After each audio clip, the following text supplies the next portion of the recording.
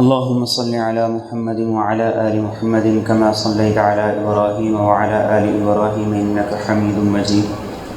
اللهم بارك على محمد وعلى آل محمد كما باركت على إبراهيم وعلى آل إبراهيم إنك حميد مجيد. رب اشرح لي صدري ويسر لي أمري واحلل عقدة من لساني يفقهوا قولي. سبحانك لا علم لنا إلا ما علمتنا إنك أنت العليم الحكيم.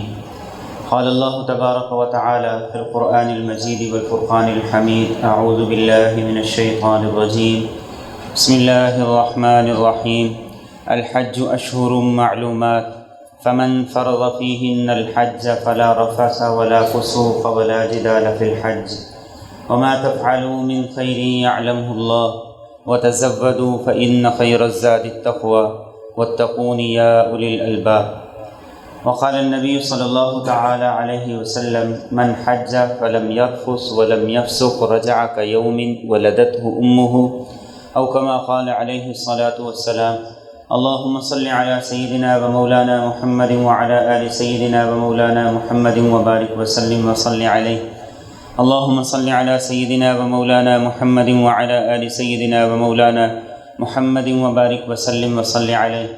اللهم صل على سيدنا وسيد ساداتنا وسيد عاداتنا وحبيبنا وحبيب ربنا وصمدنا وأجملنا وأكملنا وأحسننا وأرفقنا وأعلانا وأولانا وأزكانا وأتقانا محمد صلى الله عليه وعلى آله وأهله وذریاتہ وصحابتہ ومن تبعہم بإحسان إلی یوم الدین. بیت اللہ اس دنیا پر ایک ایسی جگہ ہے کہ جس کی تعمیر کرنے والے کی جو قربانیاں ہیں، ان کا جو خلوص اخلاص ہے، کائنات میں ایسی مثال نہیں ملتی. ابراہیم علیہ السلام جیسی شخصیت جن کو تمام امتحانات میں کامیابی کا سرٹیفکیٹ اللہ نے دیا، ایسی عظیم شخصیت. وَإِذِ ابْتَلَىٰ إِبْرَاهِيمَ رَبُّهُ بِكَلِمَاتٍ فَأَتَمَّهُنَّ. فرمایا کہ اس کے رب نے اسے جہاں جہاں آزمایا، وہ صرف پاس نہیں ہوا، کامیاب نہیں ہوا، بلکہ بہترین طریقے سے کامیاب ہوا. فَأَتَمَّهُنَّ، پورے نمبر حاصل کیے، پورے نمبر حاصل کیے. یہ ابراہیم علیہ السلام پر اللہ کا خاص کرم تھا، اس لیے اللہ کی طرف سے پھر یہ اعلان ہوا: قال انی جاعلک للناس اماما. ابراہیم، میری طرف سے تم پر سب سے بڑا انعام یہ ہے کہ تم رہتی دنیا تک کے لیے انسانیت کے امام، پیشوا اور مقتدا رہو گے. آج دنیا کے جتنے مذاہب ہیں وہ جس شخصیت پر متفق ہیں وہ ابراہیم علیہ السلام کی شخصیت ہے. آج دنیا کے مذاہب نہ عیسیٰ علیہ السلام پہ متفق ہیں، نہ موسیٰ علیہ السلام پہ متفق ہیں، نہ رسول کریم صلی اللہ علیہ وسلم پر متفق ہیں. یہودی موسیٰ علیہ السلام کو مانتے ہیں، عیسیٰ علیہ السلام کا انکار کرتے ہیں.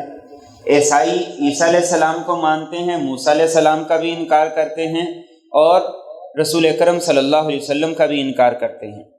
مسلمان موسیٰ علیہ السلام کو بھی مانتے ہیں، عیسیٰ علیہ السلام کو بھی مانتے ہیں، اپنے پیغمبر کو بھی مانتے ہیں، ابراہیم علیہ السلام کو بھی مانتے ہیں.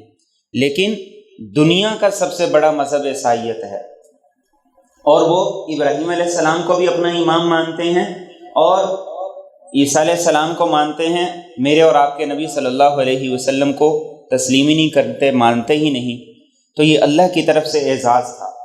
پھر جو آپ کا اخلاص تھا اس خانہ کعبہ کی تعمیر کے لیے، اس کو بناتے ہوئے، یہ اس اخلاص ہی کی ایک جھلک ہے کہ آج ہر مسلمان کا دل اس کی طرف کھنچتا ہے.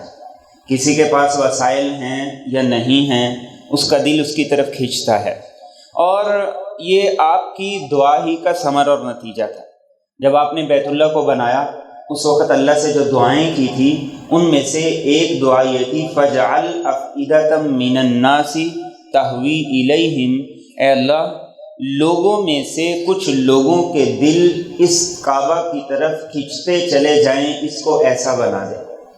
مفسرین نے دو باتیں بڑی خوبصورت لکھی ہیں۔ فرمایا ابراہیم علیہ السلام جو دعا کر رہے ہیں، اس دعا میں یہ نہیں کہہ رہے کہ اللہ لوگوں کے جسم بیت اللہ کی طرف کھینچتے چلے آئے۔ ابراہیم علیہ السلام کیا دعا کر رہے ہیں کہ اللہ لوگوں کے دل بیت اللہ کی طرف کھینچتے چلے جائیں۔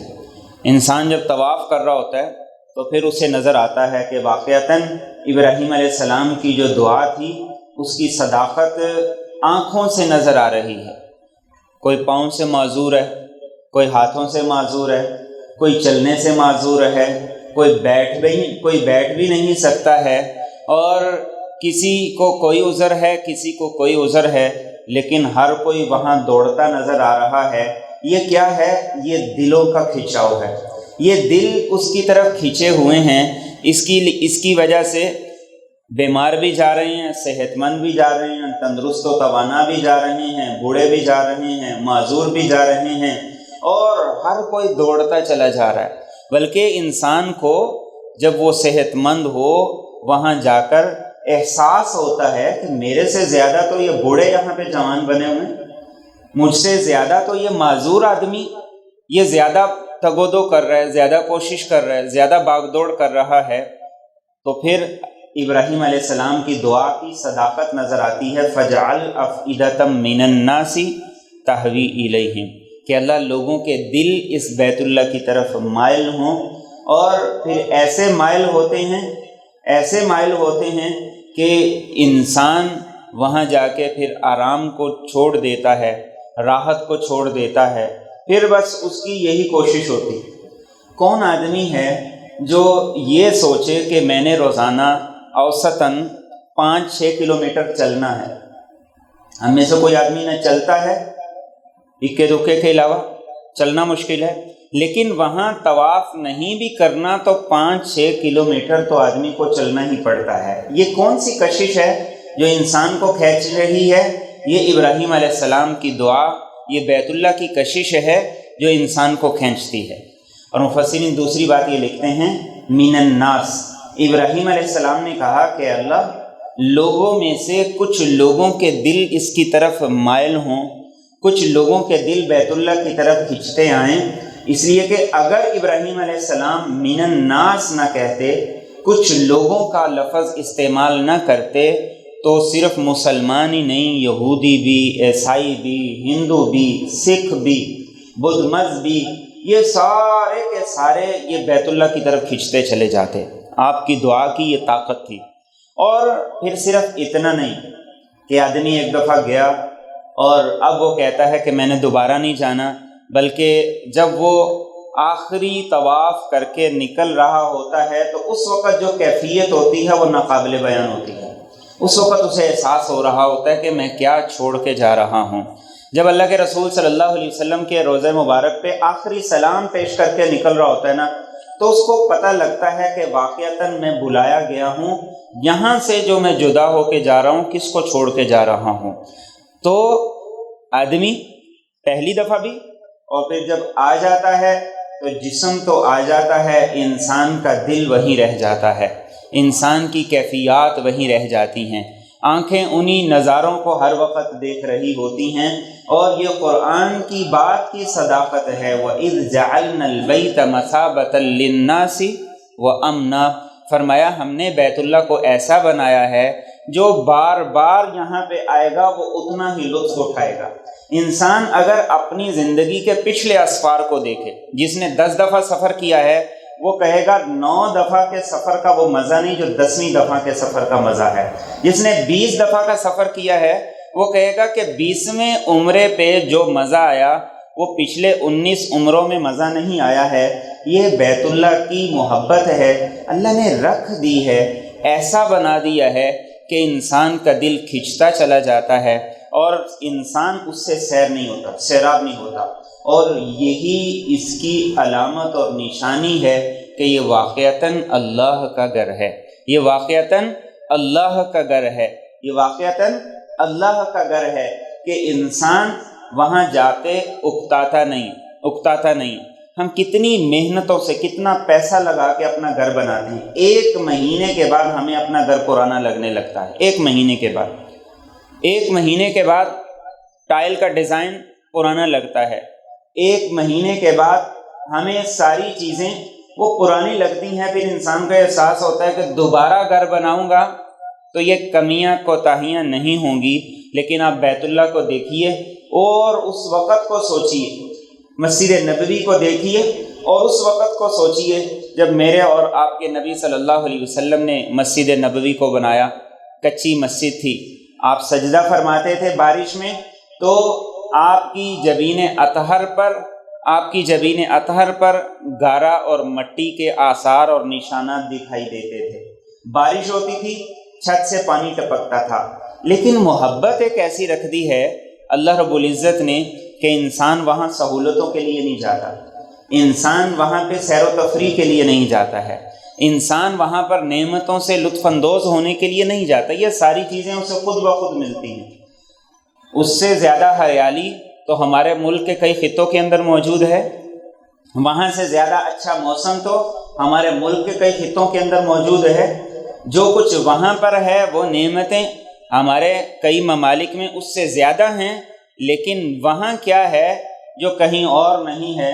انسان سب کچھ چھوڑ کے جاتا ہے، بار بار جاتا ہے، وہ اللہ کا گھر ہے۔ اور یہی علامت ہے کہ یہ واقعتاً اللہ کا گھر ہے کہ انسان نہ سیراب ہوا، نہ ہوتا ہے، نہ ہو سکتا ہے۔ کیوں؟ اس لیے کہ میرے اور آپ کے رب نے اسے کہہ دیا ہے مثابۃ للناس، کہ یہ لوگوں کے بار بار آنے کی جگہ ہے۔ یہاں جو بھی آئے گا ایک دفعہ تو ایسا لطف لے کر جائے گا کہ وہ دوبارہ آئے گا، پھر اس کی دوبارہ خواہش بھی ہوگی، کوشش بھی ہوگی، دعا بھی ہوگی، اور وہ یہاں کے ایسے بار بار طواف بھی کرتا رہے گا، چکر بھی لگاتا رہے گا، اور اپنے پیغمبر اور نبی صلی اللہ علیہ وسلم کے روضے پر حاضری بھی دیتا رہے گا۔ اور آج تو بڑی آسانی ہو گئی، بڑا سفر آسان ہو گیا۔ ابن سیرین کہتے ہیں کہ میں بیت اللہ میں بیٹھا تھا، میرے ساتھ بیٹھے ہوئے آدمی نے پوچھا کہاں سے آئے ہو؟ میں نے کہا بڑی دور سے آیا ہوں۔ پوچھا کہاں سے آئے ہو؟ تو میں نے کہا کہ میں آیا ہوں عراق سے۔ اب اس دور میں عراق سے سفر کرنا اور بیت اللہ تک پہنچنا انتہائی مشکل تھا۔ تو اس آدمی نے ابن سیرین کو کہا تم تو بیت اللہ کے پڑوسی ہو۔ ابن سیرین نے کہا کہ میں مہینوں کا سفر کر کے پہنچا ہوں اور تم کہتے ہو کہ پڑوسی ہوں۔ کہا کہ میں رشیا کے آخری کنارے سے آیا ہوں، 5 سال کا سفر کر کے حج پہ پہنچا ہوں۔ یہ ہے وَإِذْ جَعَلْنَا الْبَيْتَ مَثَابَةً لِلنَّاسِ وَأَمْنًا، اور یہ قرآن کی حقانیت اور صداقت ہے۔ اللہ نے ابراہیم علیہ السلام سے کہا اعلان کرو، ابراہیم علیہ السلام نے کہا باری تعالیٰ، نہ بندہ نہ بشر، میری کون سنے گا؟ آواز کہاں تک جائے گی؟ اللہ نے فرمایا ابراہیم آواز لگانا تمہاری ذمہ داری ہے، حکم کی تعمیل تمہاری ذمہ داری ہے، حکم کو پورا کرنا تمہاری ذمہ داری ہے، پہنچانا میری ذمہ داری ہے۔ اب ابراہیم علیہ السلام نے جب آواز لگائی تو اللہ نے صرف دنیا میں ہر ایک تک نہیں پہنچائی، مفسرین لکھتے ہیں کہ عالم ارواح میں ہر روح تک اللہ نے اس آواز کو پہنچایا، اور جس نے اس آواز کو سن کر لبیک کہا، اللہ نے اس کے حق میں، اس کے نصیب میں بیت اللہ کی بہاریں، وہاں کی حاضری، وہاں کی سعادت لکھ دی ہے۔ اور کیا کہا وَأَذِّن فِي النَّاسِ بِالْحَجِّ يَأْتُوكَ رِجَالًا وَعَلَىٰ كُلِّ ضَامِرٍ يَأْتِينَ مِن كُلِّ فَجٍّ عَمِيقٍ۔ فرمایا ابراہیم اعلان کرو، منادی دو، اور لوگوں کو بیت اللہ کے حج کے لیے اذان دو، آواز دو۔ اے اللہ کیا ہوگا؟ فرمایا کہ لوگ اس بیت اللہ کی زیارت کے لیے آئیں گے۔ کیسے آئیں گے؟ رجالاً وعلی کل ضامر، فرمایا لوگ پیدل چل کے آئیں گے۔ آج ہم دیکھتے ہیں کہ دنیا پیدل چل کے سفر کر رہی ہے، آج بھی سفر کر رہی ہے، لوگ سائیکل پہ بھی جا رہے ہیں، موٹر سائیکل پہ بھی جا رہے ہیں۔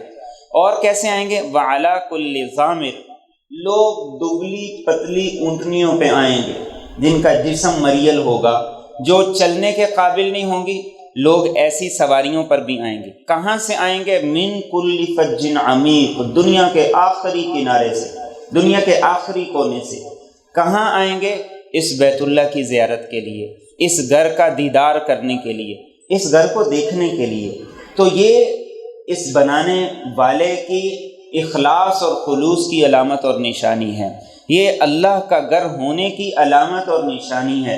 اور یہ صرف ایک نشانی نہیں ہے، اللہ فرماتے ہیں کہ اس میں ہم نے اور بڑی نشانیاں رکھی ہیں، فیہ آیات بینات، اور ان میں سے ایک کیا ہے؟ مقام ابراہیم، مقام ابراہیم ہے۔ اور اللہ کے رسول صلی اللہ علیہ وسلم نے کیسا خوبصورت فضائل بیان کیے ہیں اس سفر کے، سفر حج کے، سفر عمرہ کے۔ مسجد خیف میں آپ تشریف فرماتے، مینا میں جو مسجد ہے مسجد خیف، اور اس کے بارے میں رسول اکرم صلی اللہ علیہ وسلم نے ارشاد فرمایا کہ 70 اللہ کے پیغمبر ایسے ہیں جنہوں نے اس مسجد میں نماز پڑھی ہے۔ 70 اللہ کے پیغمبر ایسے ہیں۔ آپ تشریف فرما تھے، انس بن مالک روایت کرتے ہیں 2 آدمی آئے، ایک انصاری تھا اور ایک ثقفی تھا، قبیلہ ثقیف کا، طائف کا۔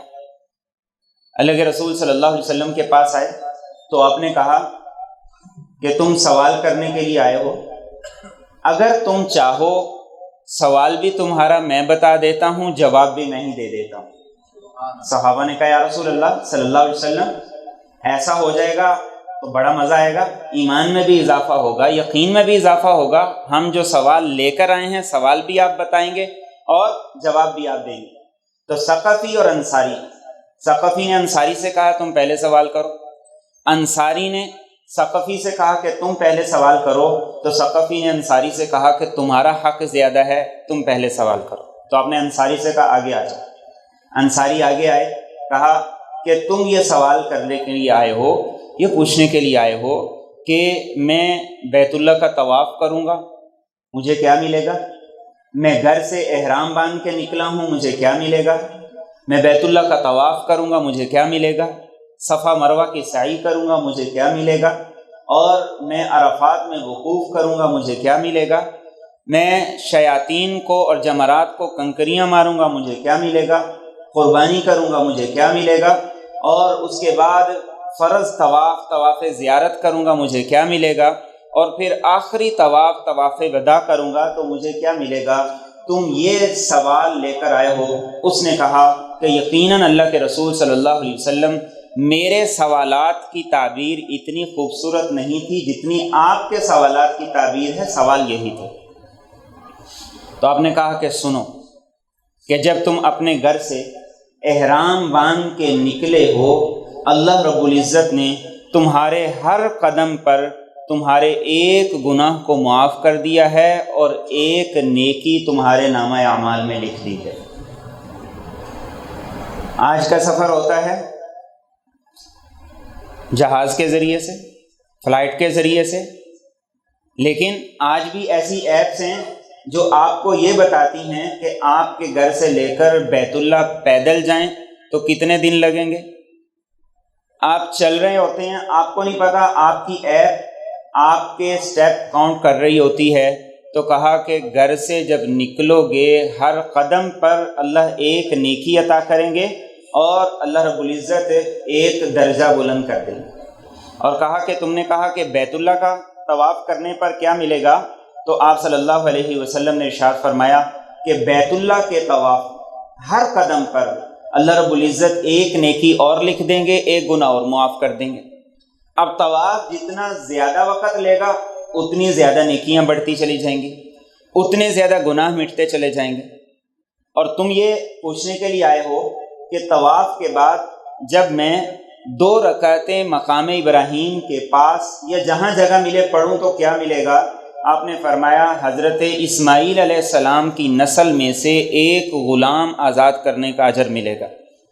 اور پھر تم یہ پوچھنے کے لیے آئے ہو صفا مروہ کی سعی کروں گا، اس پہ کیا اجر ملے گا؟ آپ نے فرمایا کہ 70 غلام آزاد کرنے کا ثواب ملے گا۔ تم یہ پوچھنے کے لیے آئے ہو کہ جب میں عرفات کے میدان میں جاؤں گا، وہاں ٹھہروں گا، رکوں گا اور نکلوں گا تو کیا ملے گا؟ آپ نے فرمایا کہ اللہ رب العزت عرفات کے میدان میں موجود حجاج کو دکھاتے ہوئے فرشتوں سے کہتے ہیں کہ یہ دیکھو، یہ میرے بندے ہیں، تم ان کے بارے میں کہتے تھے یہ خون ریزی کرے گا، یہ قتل و غارت گری کرے گا۔ اللہ فرماتے ہیں کہ دیکھو دنیا کے کس کس کنارے سے آئے ہیں، تھکے ٹوٹے ہیں، جسم مٹی سے اٹا ہوا ہے، بال الجھے ہوئے ہیں، بکھرے ہوئے ہیں، اور یہ کس لیے آئے ہیں؟ یرجون رحمتی و مغفرتی، یہ میری رحمت کے امیدوار بن کے آئے ہیں، میری بخشش کے طلبگار بن کے آئے ہیں۔ اللہ فرماتے ہیں کہ عالج ایک خطے کا نام ہے، علاقے کا نام ہے۔ اللہ فرماتے ہیں کہ اگر عالج کے صحرا کے ذروں کے برابر بھی ان کے گناہ ہوں گے تو وہ میں سارے کے سارے معاف کر دوں گا، اور سمندر کی جاگ کے برابر بھی گناہ ہوں گے تو وہ میں سارے کے سارے معاف کروں گا۔ اور پھر جب شام ہوتی ہے، بندے نکلنے لگتے ہیں، اللہ کہتے ہیں کہ جاؤ، میں نے تمہیں بھی معاف کر دیا، اور جس جس کی تم نے سفارش کی ان کو بھی معاف کر دیا۔ تم پوچھنے کے لیے آئے تھے کہ میں جمرات کو رمی کروں گا، کنکریاں ماروں گا، کیا اجر ملے گا؟ آپ نے فرمایا ایک کنکری مارنے پر اللہ وہ گناہ معاف کر دیتے ہیں جو آدمی کو جہنم میں لے جانے کے لیے کافی تھا۔ ہر کنکری مارنے پر اتنا بڑا کبیرہ گناہ اللہ معاف کرتے ہیں۔ اور تم نے کہا کہ پھر میں قربانی کروں گا، کیا ملے گا؟ آپ نے فرمایا تمہاری قربانی کا، حج کی قربانی کا اجر یہ صرف اللہ ہی عطا کریں گے، دنیا کے فرشتے سے نہیں لکھ سکتے۔ تم نے کہا کہ میں نے اس کے بعد بال بھی کٹوا لیے، حلق بھی کروا لیا ہے، اس پہ کیا ملے گا؟ آپ نے فرمایا کہ ہر بال کے بدلے میں اللہ ایک نیکی عطا کریں گے۔ اور تم نے کہا کہ میں بیت اللہ کا طواف کروں گا، حج کا فریضہ ادا کروں گا، کیا ملے گا؟ اللہ کے رسول صلی اللہ علیہ وسلم نے ارشاد فرمایا کہ جیسے ہی تم فرض طواف ادا کر کے فارغ ہوگے تو اللہ کی طرف سے ایک فرشتہ اعلان کرتا ہے پچھلے سارے معاف، آگے جا کے دوبارہ نئی زندگی شروع کرو۔ ایسا خوبصورت سفر ہے کہ اس سفر میں انسان کو قدم قدم پہ وہ سعادتیں ملتی ہیں، قدم قدم پہ انسان کو وہ عطا ہوتا ہے جو ساری زندگی کی عبادات اور ریاضت اور نیکی پہ نہیں ملتا ہے۔ ایسا خوبصورت سفر ہے، لیکن اس سفر کو کرنا آسان ہے، قبول کروانا یہ اصل مقصد ہونا چاہیے۔ ہر نیکی پر مقصد یہ ہو کہ نیکی کیسے قبول ہو، لیکن خاص طور پر اس سفر کو جو زندگی میں پتہ نہیں دوبارہ موقع ملے گا یا نہیں ملے گا۔ فریضے کے بارے میں ہم ویسے ہی چھوٹا دل رکھے ہوئے، حج کے بارے میں ہم ویسے ہی دل چھوٹا رکھتے ہیں کہ ایک ہی مرتبہ فرض ہے۔ آپ اللہ سے زیادہ کیوں نہیں مانگتے؟ آپ اللہ سے بار بار حج کی درخواست کیوں نہیں کرتے ہیں؟ آپ اللہ سے بار بار دعا کیوں نہیں کرتے ہیں؟ تو یہ کہتے ہیں بس ایک ہی مرتبہ فرض ہے۔ یہ جو ایک مرتبہ فرض ہے، یہاں کوئی 9 بال نہیں ہوگی کہ بار بار چانس ملے گا۔ جو عمل ہوگا وہ ایک ہی دفعہ ہوگا، اس لیے اس عمل کو سنت کے مطابق بنانا، اس عمل کو سنت کے مطابق ادا کرنا، یہ اس کی قبولیت کی پہلی شرط۔ میرے اور آپ کے نبی صلی اللہ علیہ وسلم نے بھی عمرہ کیا، میرے اور آپ کے نبی نے بھی حج کیا، تو میرا اور آپ کا عمرہ، میرا اور آپ کا حج، میرا اور آپ کا وہاں رہنا، وہاں کا قیام، یہ کیسا ہو؟ میرے اور آپ کے نبی صلی اللہ علیہ وسلم کے طرز پر، آپ کے اسوہ کے مطابق۔ چکر لگانے کا نام طواف نہیں ہے، پھیرے لگانے کا نام سعی نہیں ہے، سر سے اتار دینے کا نام عمرہ نہیں ہے۔ یہ عبادت ہے، یہاں کا ہر قدم عبادت ہے، یہاں کا چلنا عبادت ہے، یہاں کا بیٹھنا عبادت ہے۔ ہر معاملے میں اپنے نبی کی اتباع اور پیروی، اور ہمارے نبی کی اتباع اور پیروی کیسے ہوگی؟ ان تمام مسنون دعاؤں کے اہتمام کے ساتھ جو میرے اور آپ کے نبی نے۔ ہم میں سے بہت سے لوگ ہیں جنہیں اللہ نے بار بار سعادت عطا کی ہے، لیکن عمرے کی 4-6 دعائیں انہیں ابھی بھی نہیں آتی۔ کیوں؟ ذہن ہی نہیں ہے، سوچ ہی نہیں ہے کہ ہم نے اسے بھی یاد کرنا ہے، اس کی بھی ضرورت ہے۔ سنت کے مقابلے میں تو اللہ معاف فرمائے، ہمارے رویے یہ ہیں کہ یہ تو کسی کام کی چیز ہی نہیں ہے۔ ایک برگر کے ساتھ کیچپ کی جو اہمیت ہے، اللہ معاف فرمائے، سنت کو ہم اتنی اہمیت بھی نہیں دیتے، سنت ہی تو ہے۔ آپ ساری سنتوں کو نکال دیں نماز میں سے، حج میں سے، قربانی میں سے، تو باقی اس عمل کی کوئی روحانیت نہیں بچتی، اس عمل کے پلے کچھ نہیں رہتا۔ تو پہلی چیز کیا ہے؟ اس کو سنت کے مطابق ادا کرنا۔ میرے نبی نے جیسے کیا تھا میں نے ویسے کرنا ہے۔ جہاں جہاں میرے نبی نے جو جو دعا کی تھی، مانگی تھی، میں نے وہ دعا وہاں پر کرنی ہے، وہ دعا مانگنی ہے۔ اور حج کے معاملے میں بھی ایسے۔ تو صرف چکر لگانا، صرف فرائض پورے کر لینا، صرف واجبات پورا کر لینا، یہ مقصد نہیں ہے۔ مقصد ہے اسے سنت کے مطابق ادا کرنا، مقصد ہے ہر قدم پر سنت کی اتباع اور پیروی۔ اس لیے صحابہ کی زندگیوں میں یہ بات ملتی ہے کہ ان کے پیش نظر عمل کو سر سے اتارنا یہ مقصد نہیں ہوتا تھا۔ ان کے پیش نظر کیا ہوتا تھا کہ عمل کو سنت کے مطابق کیسے کرنا ہے، عمل کو سنت کے مطابق کیسے ادا کرنا ہے۔ تو پہلا مقصد یہ وہ سیکھ کے جائیں، پہلا مقصد یہ ہے ان دعاؤں کو یاد کر کے جائیں، اور یاد نہیں کر سکتے تو کم از کم اتنا ضرور کریں، دیکھ کے ان کو اچھے طریقے سے رواں کر لیں زبان پہ، ان کے ترجمے کو اپنے ذہن میں بٹھا لیں۔ صرف آپ کو پاکستانی وہاں پہ نظر آئیں گے جو دوران طواف بھی ادھر ادھر دیکھ رہے ہوں گے، دوران طواف بھی بار بار ان کی نظر کلاک ٹاور پہ ہوگی، گھڑی پہ کتنا ٹائم ہو گیا، کتنا وقت گزر گیا۔ صرف پاکستانی ایسے ملیں، باقی ممالک کے لوگ مل کے اکٹھے ہو کے ایک دعا کرتا ہے، دوسرا پیچھے پڑتا ہے، باقی آمین کہتے ہیں، ایک سما ہوتا ہے۔ تو پہلا کام کیا ہے؟ سیکھ کے جانا ہے۔ عمرے کی اللہ توفیق دے، حج کی توفیق دے، اور بار بار اللہ دے، سیکھ کے جائیں، دعاؤں کا اہتمام کریں۔ اور دوسری چیز کیا ہے؟ اللہ کے رسول صلی اللہ علیہ وسلم سے پوچھا گیا بہترین حج کون سا ہے؟ آپ نے فرمایا کہ جس میں دو کام ہوں۔ اس روایت میں دو کام ہوں، آپ نے فرمایا افضل الحج العج والسج، بہترین حج وہ ہے جس میں تلبیے کا زیادہ سے زیادہ اہتمام ہو۔ تلبیہ کیا ہے؟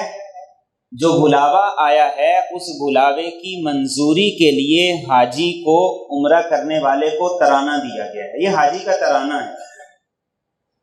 تو آپ نے کیا فرمایا؟ جس حج میں، جس عمرے میں تلبیہ جتنا زیادہ ہوگا وہ اتنا ہی زیادہ قبول ہوگا۔ ایک عمرہ کرنے والا وہ لاہور سے یا جس بھی ایئرپورٹ سے احرام باندھتا ہے اس کا تلبیہ شروع ہو گیا۔ اب جب تک وہ طواف کے لیے بیت اللہ میں حجر اسود تک نہیں پہنچ جاتا اس کا تلبیہ جاری رہے گا۔ 300-350 لوگ عمرے والے، پوری فلائٹ، پوری بس حج والوں کی، عمرے والوں کی ہوتی ہے، لیکن مجال ہے جو کسی کی تلبیہ کی آواز نکل جائے۔ یہاں سے بیٹھتے ہیں، سوتے ہیں، آگے جا کے اترتے ہیں جدے پر، وہاں سے بیٹھتے ہیں، ہوٹل پہنچتے ہیں، اور وہاں سے منہ اٹھا کے طواف کرنے کے لیے پہنچ جاتے ہیں۔ عمرہ کر لیا اور آ کے 2 دن سو گئے، اٹھ گئے، پیچھے فون کر دیا جی مبارک ہو، عمرہ ہو گیا۔ جس عمل نے اس سفر کو قبول کروانا ہے وہ کیا ہے؟ تلبیہ۔ اور مردوں کے لیے کیسے ہے؟ اونچی آواز سے۔ عورتوں کے لیے کیسے ہے؟ آہستہ آواز سے۔ اللہ کے رسول صلی اللہ علیہ وسلم جب تلبیہ پڑھتے تھے، صحابہ آپ کے ساتھ تھے، تو صحابہ فرماتے ہیں کہ پوری وادی صحابہ کے تلبیہ سے گونج اٹھتی تھی، ایسی گونج ہوتی تھی، ایسا ذوق ہوتا تھا، ایسا شوق ہوتا تھا، لبیک کہ اللہ میں حاضر ہوں۔ اور امام زین العابدین رحمہ اللہ تعالی ایسے اللہ کے نیک لوگ تھے، ان کی زبان پہ تلبیہ آنا مشکل ہو جاتا تھا کہ میں کہوں لبیک کہ اللہ میں حاضر ہوں، اگر اللہ نے کہہ دیا تیری حاضری قبول نہیں تو میرا کیا بنے۔ اونٹنی پہ سوار تھے، احرام باندھ لیا اور تلبیہ کہنے لگے تو زبان پہ تلبیہ آ ہی نہیں رہا، ایسی کیفیت تھی، ایسی اللہ کی ہیبت تھی۔ دوسری دفعہ تیسری دفعہ بے ہوش ہو کے اونٹنی سے گر پڑے کہ میں کہوں لبیک اللہم لبیک، اللہ کہے لا لبیک، تیری حاضری کوئی قبول نہیں۔ تو جس بلاوے پہ ہم جا رہے ہیں اس کو قبول کروانا ہے تو سب سے پہلا کام کیا ہے؟ عمرے پہ جا رہے ہیں یا حج پہ جا رہے ہیں؟ تلبیہ۔ اور جس نے حج کا احرام باندھ لیا ہے اس کا تلبیہ شروع ہوگا حج کے احرام سے، 7 کو باندھ لیتے ہیں، 7 ذی الحج سے تلبیہ شروع ہوگا، اور جس دن پہلی مرتبہ جمرات کو کنکریاں مارنی ہیں یعنی 10 تاریخ کو، اس وقت تک یہ تلبیہ مسلسل چلتا رہے گا۔ اب بہترین وظیفہ اور کوئی ذکر نہیں ہے، قرآن کی تلاوت نہیں ہے، سب سے بہترین وظیفہ یہاں تک 7 سے لے کر 10 تاریخ تک یہ تلبیہ ہے۔ تو آپ نے کیا فرمایا؟ سب سے بہترین سفر کس کا ہے؟ جس کے سفر میں تلبیہ سب سے زیادہ ہو، اونچی آواز سے ہو، جوش کے ساتھ ہو، ذوق کے ساتھ ہو، اور اس کے معنی مفہوم کو سامنے رکھتے کہ اللہ میں حاضر ہوں، تو نے بلایا میں حاضر ہوں، تو نے بلایا میں حاضر ہوں، تیرے بلاوے پر موجود ہوں۔ اور دوسری چیز آپ نے کیا فرمایا؟ دوسری چیز فرمایا کہ بہترین حج وہ ہے جس میں قربانی زیادہ سے زیادہ ہو۔ میرے اور آپ کے نبی صلی اللہ علیہ وسلم کا قربان جائیے، آپ نے حجۃ الوداع کے موقع پر 100 اونٹ قربان کیے۔ آج دنیا میں بڑے بڑے سخی، بڑے بڑے مالدار، اور شاید کہ آج تک کسی نے 100 اونٹوں کی قربانی کی ہو جو اکیلے میرے اور آپ کے نبی نے حج کے موقع پر۔ اور کیسی قربانی تھی، چشم فلک نے وہ منظر آج تک نہیں دیکھا۔ صحابہ کہتے ہیں آپ کے ہاتھ میں نیزہ تھا، 100 اونٹ سامنے تھے، ہر اونٹ کی یہ خواہش تھی میں پہلے آگے بڑھ کے اپنا گلا اپنے نبی کے ہاتھ سے کٹوا لوں۔ چشم فلک نے یہ نظارہ دیکھا، یہ منظر دیکھا۔ 63 آپ نے اپنے ہاتھ سے ذبح فرمائے، باقی حضرت علی المرتضیٰ نے۔ تو جہاں اتنا خرچ کر رہے ہیں تو کوشش کریں قربانی زیادہ کریں، اور یاد رکھیے یہ اللہ کے راستے میں خرچ ہے۔ اللہ بڑے غیرت والے، اللہ کے رسول صلی اللہ علیہ وسلم نے ارشاد فرمایا کہ حج کرنے والے کو اللہ 700 گنا اجر بھی دیتا ہے، ایک روپے پر، ایک پیسے پر، اور پھر اللہ اس سے کئی گنا کر کے اسے دنیا میں بھی واپس کرتا ہے۔ صرف حج مہنگا نہیں اور بہت کچھ مہنگا، لیکن ہماری نظر ساری کی ساری حج پہ آ کے ٹک جاتی۔ ایک روپے پر، ایک پیسے پر جب اللہ 700 روپے خرچ کرنے کا اجر دے رہے ہیں اور پھر دنیا میں اسے کئی گنا کر کے واپس دے رہے ہیں، تو اب یہ مہنگا تو نہیں؟ کون سا کاروبار ایسا ہے جس میں 700% تک کمائی ہوتی ہے؟ تو کھلے دل لے کے جانا ہے۔ اور دوسری بات جو اللہ کے رسول صلی اللہ علیہ وسلم نے حج کی قبولیت کے لیے ارشاد فرمایا، صحابہ نے کہا یا رسول اللہ صلی اللہ علیہ وسلم مقبول حج کس کا ہے؟ آپ نے فرمایا جو 3 کام کرے گا اللہ اس کے حج کو قبول کرے گا۔ وہ 3 کام کیا ہے؟ آپ نے فرمایا افشاء السلام، ہر ایک کو جو سلام کرے گا اللہ اس کے حج کو قبول کر لے گا۔ کوئی مشکل کام ہے؟ حج میں لاکھوں لوگ ہوتے، جہاں سے گزر رہے ہیں سلام کرتے جائیں، آپ کے حج کی قبولیت بڑھتی چلی جائے گی۔ یا رسول اللہ دوسرا کام کیا ہے؟ آپ نے فرمایا طیب الکلام، کسی سے بدتمیزی نہیں کرنی، کسی کو گالی نہیں دینی، جس سے بھی اختلاف ہو جائے، کوئی اونچ نیچ ہو جائے تو تم نے کوشش کر کے آگے بڑھ کے پہلے معافی مانگی۔ طیب الکلام۔ سب سے زیادہ جھگڑا، اختلاف، لڑائیاں حج پہ، عمرے پہ ہوتی ہے۔ واش روم پہ لمبی لائن ہے، اب کوئی باہر سے آ کے لائن توڑ کے آئے گا، اسے آپ محبت سے بھی کہہ سکتے ہیں بجائے اس کے کہ اس سے لڑائی کیجیے۔ کھانے کے لیے لائن ہے، وہاں پہ کوئی لائن توڑ کے آتا ہے، آپ اسے محبت سے بھی کہہ سکتے ہیں۔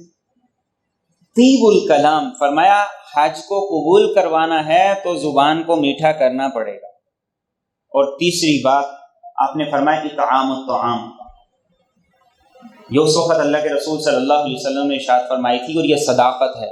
آج بھی حج کے موقع پر بہت سے لوگ ایسے ہوتے ہیں جن کے پاس کھانا کھانے کے پیسے نہیں، لیکن وہ حج کے لیے آئے ہیں۔ جہاں بھی سبیل ہوگی آپ کو لمبی لمبی لائنیں نظر آئیں گی۔ کس لیے؟ صرف بچت کا معاملہ نہیں ہے، بڑے بڑے سفید پوش ہیں۔ آپ نے فرمایا کہ وہاں جاؤ تو لوگوں پہ خرچ کرو، لوگوں کو کھلاؤ، بچت کا ذہن لے کے نہ جاؤ، پہلے سے اضافی بچت لے کے جاؤ، پہلے سے اضافی خرچ لے کر جاؤ، اور اس نیت سے لے کر جاؤ کہ میں نے وہاں جا کے اللہ کے مہمانوں کو کھلانا ہے۔ تو اللہ بڑے غیرت مند ہیں کہ میرے مہمانوں کو میرے گھر میں آ کے جو کھلاتا ہے، تو کیا اللہ اس کی دعائیں رد کر دیں گے؟ کیا اللہ اسے خالی ہاتھ واپس کر دیں گے؟ کیا اللہ رب العزت اس کا خرچ کیا ہوا اسے واپس نہیں لوٹائیں گے؟ اللہ بڑے غیرت والے۔ تو آپ نے فرمایا کہ حج کو قبول کروانا ہے تو حاجیوں کی خدمت کرو۔ کوئی راستہ بھول گیا ہے اسے راستہ بتاؤ، کسی کو ایپ نہیں یوز کرنی آتی ہے اسے بتاؤ کہ یہ کیسے یوز کرنی ہے، کسی نے اور کوئی سوال کیا ہے اس کی رہنمائی کرو۔ فرمایا یہ 3 کام کرو گے اللہ مقبول حج کا ثواب عطا کریں گے اور تمہارے حج کی قبولیت کو بڑھا دیں گے۔ اور ایک اور کام جس کے بارے میں خاص طور پہ قرآن کریم نے بھی اشارہ کیا، اور میرے اور آپ کے نبی صلی اللہ علیہ وسلم نے بھی اشارہ کیا، اپنے سفر کو اخلاص والا سفر بنانا ہے۔ قرآن میں ہر نماز کا، قرآن میں ہر عبادت کا حکم، اقیموا الصلاۃ نماز پڑھو، آتوا الزکاۃ زکوٰۃ ادا کرو، وآتوا حقہ یوم حصادہ عشر ادا کرو۔ لیکن عمرے کے لیے کیا کہا؟ وَأَتِمُّوا الْحَجَّ وَالْعُمْرَةَ لِلَّهِ، اللہ کے لیے کرنا ہے۔ حج کے لیے کیا فرمایا؟ اس سے بھی خوبصورت تعبیر، وَلِلَّهِ عَلَى النَّاسِ حِجُّ الْبَيْتِ، اللہ کی محبت میں، اللہ کے عشق میں، اور اللہ کی ذات کا خوف اور پورے خلوص کے ساتھ خالص اللہ کی رضا کے لیے حج کریں۔ آپ اپنے موبائل سے تصویریں کھینچیں، لیکن صرف اپنے لیے، سوشل میڈیا کے لیے نہیں، اپنی ذات تک، اسٹیٹس لگانے کے لیے نہیں، لوگوں کو سنانے کے لیے نہیں۔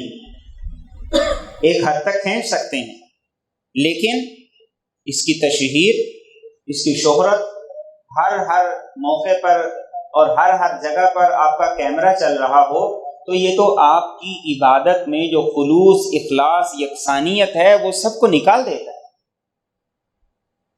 روضہ رسول پہ سلام کے لیے جا رہے ہیں اور کیمرہ ہاتھ کے اندر چل رہا ہے، کیسا یہ سلام ہے؟ اپنے نبی کے سامنے پیش ہو رہے ہو منہ کالا کر کے، تو وہاں اس طرح جانا بنتا ہے۔ ایسے ایسے اللہ والے کہ جو روضہ رسول پہ سلام پیش کرنے کے لیے جاتے تھے تو چہرہ چھپا کے جاتے تھے۔ طواف کے دوران ہیں تو آپ کی نظر تو کسی دوسرے پر نہیں پڑنی چاہیے، چہ جائے کہ آپ موبائل ہاتھ میں لیے ہوئے ہر ایک کی ویڈیو بنا رہے ہیں،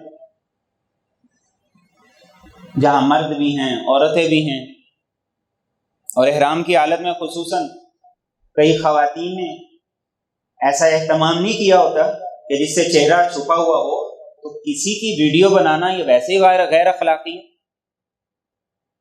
اور قربان جائیے میرے اور آپ کے نبی صلی اللہ علیہ وسلم پر، صحابہ فرماتے ہیں کہ جس وقت آپ نے حج کا احرام باندھا تو 4 درہم کی ایک سستی سی ہلکی سی چادر تھی جو آپ کے جسم پر احرام کے لیے لی گئی تھی، سستی سی چادر تھی، اور آپ حج کا تلبیہ کہہ رہے تھے کیسے؟ اللہم لبیک حج، اے اللہ میں حج کے لیے حاضر ہوں، لا ریاء فیہا ولا سمعہ، سبحان اللہ، کہ اللہ نہ اس میں ریاکاری مقصد ہے، نہ سنانا دکھلانا مقصد ہے۔ یہ تلبیہ کے ساتھ آپ الفاظ کہا کرتے تھے کہ اللہ تیری رضا کے لیے، بس تجھے حاضری لگوانی ہے، تیرے ہاں قبول ہو گئی تو بس کوئی فکر کی بات ہی نہیں۔ اور یہی مقصد لے کے جائیں کہ میرے اور آپ کے نبی حج کے تلبیہ میں یہ بات کہہ رہے ہیں، اس میں عمرہ بھی کرنا ہے آگے جا کے، کہ اللہ میں حاضر ہوں، نہ ریاکاری ہے، نہ دکھلاوا ہے، نہ سنانا ہے، ہمارے ہاں یہ کم پوچھا جاتا ہے کہ کتنے طواف کیے، یہ زیادہ پوچھا جاتا ہے کہ رہائش کدھر، اور کوئی نہ بھی پوچھے تو ہم نے خود بتانا ہی ہوتا ہے کہ ہم کہاں رہتے ہیں، کس ہوٹل میں رہتے ہیں اور کہاں کہاں رہ کے آئے ہیں۔ حج اس لیے نہیں کہ ہم لوگوں کو سناتے پھریں، ہاں حج اس لیے نہیں کہ ہم لوگوں میں تشہیر کرتے پھریں۔ حج تو ہے آپ اللہ کی بارگاہ میں حاضر ہیں ایک مجرم کی طرح۔ اب کوئی مجرم جو اللہ کی بارگاہ میں حاضر ہے، اس کی کیا کیفیت ہے؟ امام مالک سے کسی نے کہا کہ آپ حج پہ جا رہے ہیں، سواری پہ سوار ہو جائیں، تو امام مالک نے فرمایا کہ جب مجرم اپنے مالک کے پاس جاتے ہیں تو سواریوں پہ نہیں جاتے، پیدل جاتے ہیں، چل کے جاتے ہیں۔ امام زین العابدین نے 20 پیدل سفر کیے حج، امام حسین نے، امام حسن نے، سب نے حج کے سفر پیدل کیے۔ سہولتیں لیں، سہولت کا انکار نہیں ہے، ہر طرح کی سہولتیں لیں، لیکن سہولتوں کے ساتھ دوسروں کو سنانا، دوسروں کو بتانا، یہ ناپسندیدہ ہے۔ اللہ میں حج کے لیے آیا ہوں، وہ سفر جس میں نہ ریاکاری مقصد ہے نہ دکھلاوا مقصد ہے، صرف تیری رضا مقصد ہے، تو راضی ہو جائے، مجھے کچھ بھی نہ ملے، یہاں سے ایک نیکی نہ میرے پلے میں آئے، لیکن تو راضی ہو جائے، بس مجھے یہی چاہیے۔ تو ان باتوں کو لے کر اپنا سفر کریں گے تو انشاءاللہ ہمارے سفر کو اللہ قبول کرے۔